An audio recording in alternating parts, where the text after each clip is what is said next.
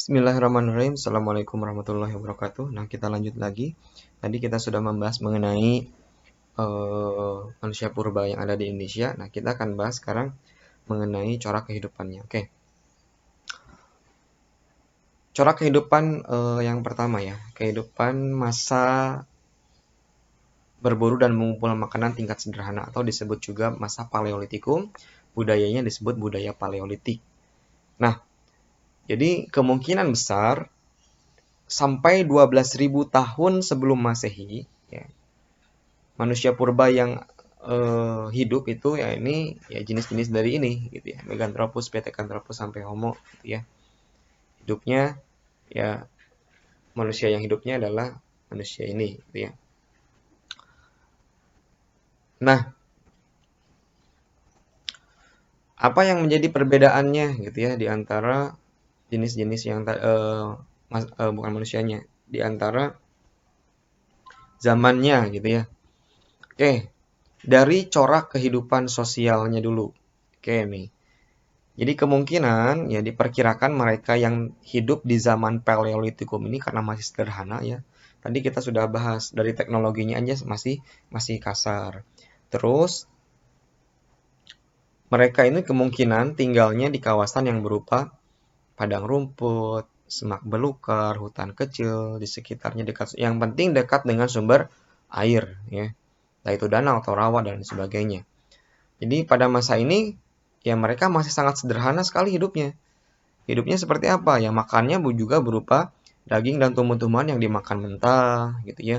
Hidupnya juga dalam kelompok-kelompok kecil secara nomaden. Nomaden itu apa? Nomaden itu yakni mereka hidupnya berpindah-pindah. Kenapa mereka harus berpindah-pindah? Karena mereka belum punya tempat tinggal yang tetap. Kenapa nggak tempat tinggalnya tetap? Ya karena mereka memerlukan makanan, sedangkan makanannya berpindah-pindah. Ya, di mana di situ ada makan, mereka pindah ke makanan di tempat makanan yang ada, gitu ya. Di mana ada hewan-hewan buruan, mereka pindah berdasarkan hewan buruan, ya, dan berdasarkan tumbuh-tumbuhan, ya, ada buah-buahan dan sebagainya.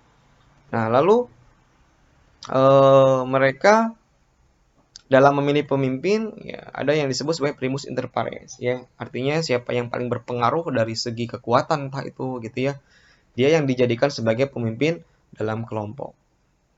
Nah, bahkan karena saking sederhananya para ahli ya menyebutkan kemungkinan di sini pada masa ini komunikasinya itu bahkan dalam bentuk bunyi-bunyian mulut atau kata-kata atau gerakan badan atau bahasa isyarat. Jadi belum mengenal bahasa yang kompleks seperti sekarang gitu ya.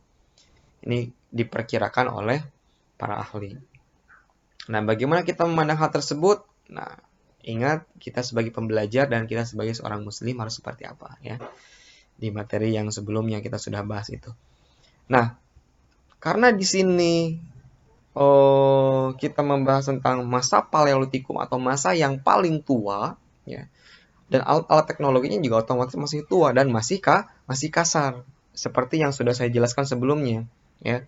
Makanya di sini contoh hasil-hasil budayanya ada kapak perimbas. Ini kapak perimbas ini yang terbuat dari batu ya. Makanya disebut sebagai Paleolitikum karena alat-alatnya terbuat dari batu dan yang sangat tua. Makanya di sini ada yang disebut sebagai kapak perimbas atau kapak yang terbuat dari batu gitu ya. Namun perbedaannya dengan batu biasa, kalau ini batunya sudah seperti diupam gitu ya, atau diasah. Tapi diasahnya masih kasar ya. Masih kasar tuh, masih belum halus lah seperti kapak pada umumnya. Lalu di sini juga sudah ditemukan alat serpih atau flex. Ya, flex ini gunanya untuk apa sih? Ya untuk menyayat. Ya terbuat dari batu juga sama gitu ya. Tapi lebih tipis. Ya gunanya untuk menyayat. Lalu ada juga teknologinya yang terbuat dari tulang atau disebut dari alat-alat tulang. Digunakan untuk apa? Bisa digunakan untuk berburu dan sebagainya. Oke. Nah, ini dari hasil-hasil budayanya. Jadi kita tahu ya, hasil-hasil budayanya juga sangat-sangat tua gitu ya. Karena masih kasar tadi gitu ya. Ini masa yang paling tua, masa praksara paling tua. Oke, yang selanjutnya, nah kita akan membahas mengenai masa berburu dan mengumpulkan makanan tingkat lanjut atau disebut juga budaya Mesolitik atau Mesolitikum. Oke, Dari manusia yang hidupnya dulu. Nah, dari manusia yang hidupnya, di sini kemungkinan adalah ras Mongoloid dan ras Australomelanosoid. Ya, di sini Anda bisa cek ciri-cirinya. Nah, intinya adalah kalau Anda pengen lihat keturunannya yang sampai yang sekarang tuh masih ada, ya ini contohnya ada suku anak dalam Jambi. Anda juga bisa lihat keturunan-keturunan yang lain itu di LKS yang sudah Anda punya. Di situ ada ya. Oke, kita lanjut aja langsung ke corak kehidupannya. Nah, perbedaan dengan sebelumnya dari corak kehidupan sosial ekonomisnya apa? Secara kehidupan hampir mirip ya. Teknologinya pun juga sama ya. Masih kasar tapi belum terlalu, tapi tidak sekasar zaman sebelumnya atau zaman Paleolitikum. Nah, yang pertama corak kehidupan sosial ekonomisnya dalam hal pembagian kerja, ya mereka sudah ada pembagian kerja. Jadi kalau sebelumnya nggak ada, kalau ini sudah ada. Jadi lelaki yang lebih kuat ini berburu, sedangkan perempuannya mengumpulkan makanan, baik itu berupa tumbuh-tumbuhan, hewan-hewan kecil, memasak, memelihara api, dan membimbing anak. Nah ini pada masa ini ya. Lalu yang selanjutnya, mengenal kebiasaan bertempat tinggal secara tidak tetap. Tapi maksudnya gimana ya? Ini maksudnya itu ini bukan semi sedimenter, tapi semi sedenter ya. Artinya pada masa ini mereka sudah bertempat tinggal, cuman tidak tetap gitu ya intinya. Jadi bertempat tinggalnya bagaimana? Sementara istilahnya. Mereka bertempat tinggal itu sementara di mana? Paling juga di gua gitu ya. Mereka bertempat tinggal untuk sementara. Nah, jadi tempat tinggalnya di gua-gua payung, atau istilah lain dari gua-gua payung ini adalah Abyss Roach gitu ya. Lalu pada masa ini juga pertama kali ditemukannya sampah manusia pertama. Nah, sampah manusia pertama bukan berupa plastik di sini, tapi berupa cangkang kerang gitu ya, kulit-kulit kerang dan seafood, atau disebut juga Jokkenmodinger ya pada masa ini. Nah, perbedaan dengan yang sebelumnya, di sini mereka sudah mengenal sistem kepercayaan pertama gitu ya. Sistem kepercayaan pertama. Jadi ini contohnya nih. Ada tradisi melukis di dinding-dinding gua. Ya.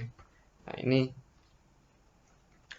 Lalu juga di sini juga di akhir masa ini mereka sudah mulai bercocok tanam, tapi masih baru gitu ya.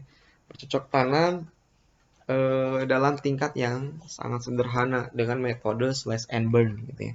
Belum seperti sekarang gitu ya. Jadi slash and burn itu ditebang, dibakar gitu ya. Lalu ditanam.